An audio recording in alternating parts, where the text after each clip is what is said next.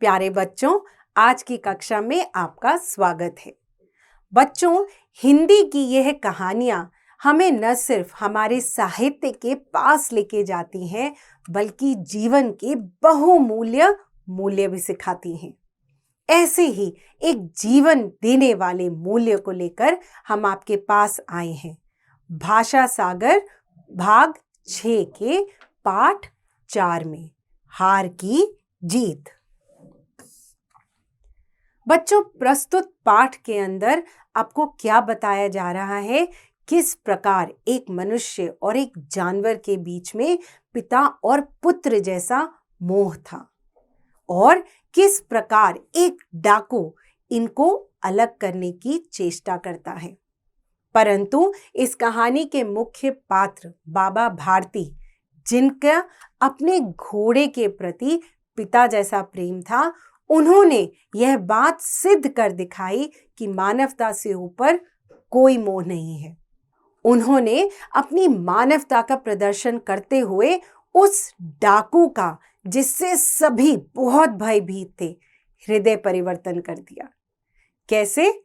आइए पढ़ते हैं। किसान को अपने लहलहाते खेतों को देखकर जो आनंद प्राप्त होता है, वही आनंद बाबा भारती को अपना घोड़ा देखकर प्राप्त होता था। उनका घोड़ा बड़ा सुंदर और बलवान था।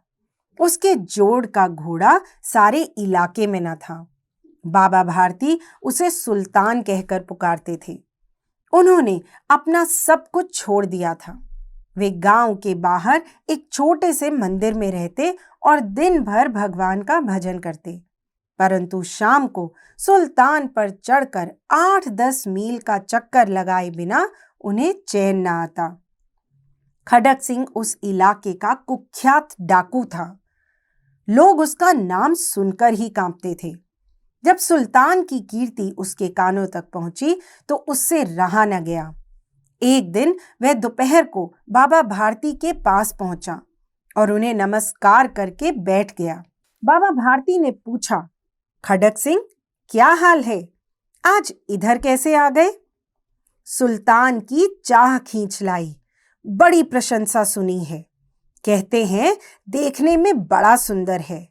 हंसते हुए खड़क सिंह बोला। खड़क सिंह के मुंह से सुल्तान की प्रशंसा सुनकर बाबा बहुत खुश हुए और खड़क सिंह को लेकर अस्तबल पहुंचे। बाबा ने घमंड से घोड़ा दिखाया। खड़क सिंह ने आश्चर्य से घोड़ा देखा। उसने सहस्त्रों घोड़े देखे थे, परंतु ऐसा बांका घोड़ा उसकी आंखों से कभी न गुजरा था।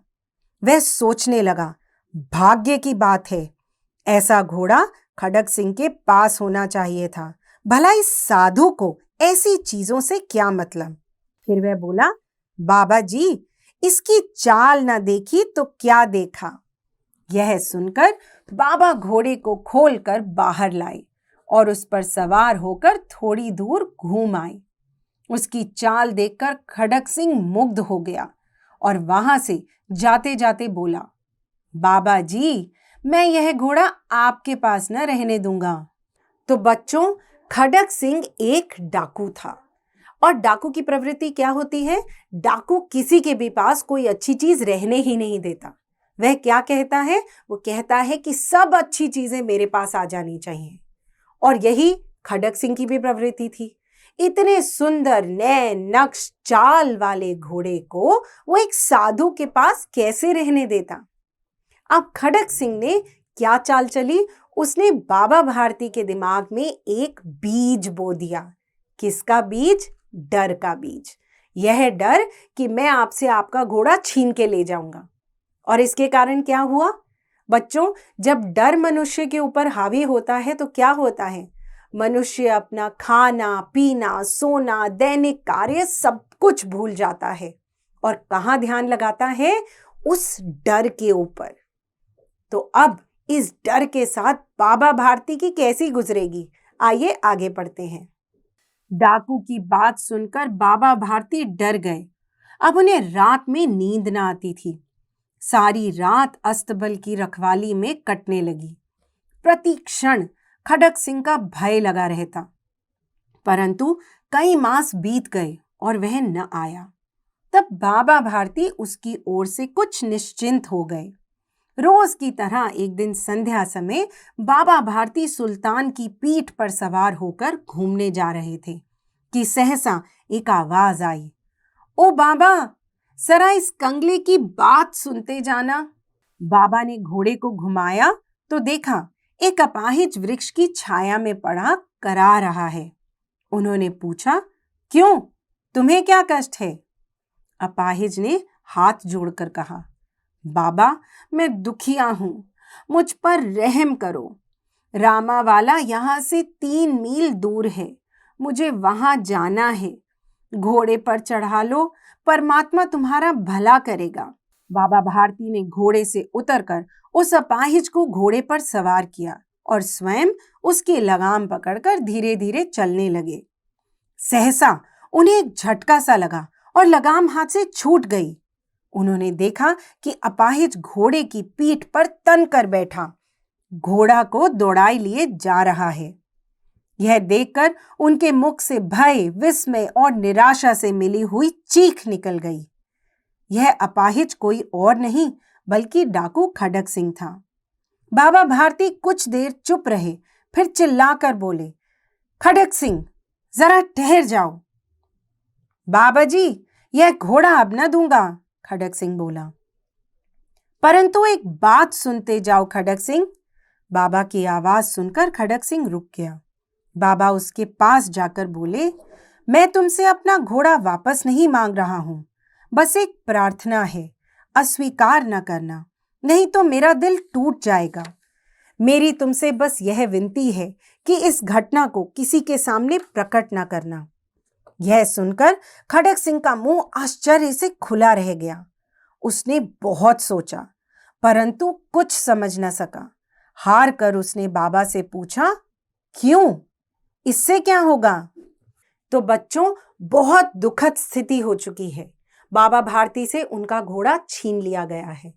अब खडक सिंह जैसे युवा से बाबा भारती दौड़कर लड़ाई करने की बजाय क्या कर रहे हैं, उससे एक नम्र निवेदन कर रहे हैं। ऐसा निवेदन जिससे खडक सिंह भी आश्चर्यचकित रह गया है। वे कह रहे हैं कि इस घटना की चर्चा किसी से मत करना। घोड़ा वापस करने की तो बात ही नहीं कर रहे हैं। आखिर क्या कारण है कि वो यह बात कह रहे हैं? क्या उनको ऐसा लग रहा है कि लोग उन्हें मूर्ख समझेंगे, या इसके पीछे कोई बड़ा कारण है? आइए आगे पढ़ते हैं।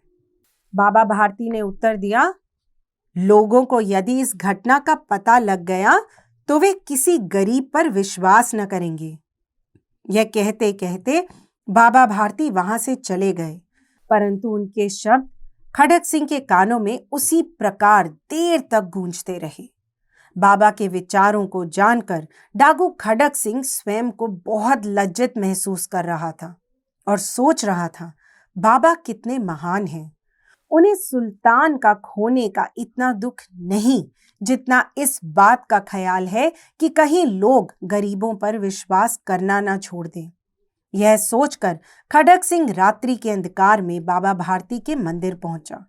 चारों ओर सन्नाटा था। आकाश में तारे टिमटिमा रहे थे। खडक सिंह सुल्तान की बाग पकड़े हुए धीरे धीरे अस्तबल के पास पहुंचा। अस्तबल का फाटक खुला पड़ा था। खडक सिंह ने आगे बढ़कर सुल्तान को उसके स्थान पर बांध दिया और वहां से बाहर निकलकर सावधानी से फाटक बंद कर दिया। उस समय उसकी आंखों में पश्चाताप के आंसू थे। चौथा पहर होते ही बाबा भारती ने अपनी कुटिया से बाहर निकलकर ठंडे जल से स्नान किया। उसके पश्चात एक प्रकार से जैसे कोई स्वप्न में चल रहा हो, उनके पांव अस्तबल की ओर मुड़े, परंतु फाटक पर पहुंचकर उनको अपनी भूल प्रतीत हुई। फलस्वरूप वे वहीं रुक गए।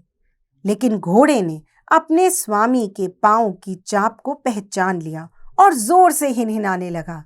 बाबा भारती दौड़ते हुए अंदर घुसे और घोड़े के गले से लिपटकर इस प्रकार रोने लगे जैसे कि पिता वर्षों बाद अपने बिछड़े हुए पुत्र से मिल रहा हो।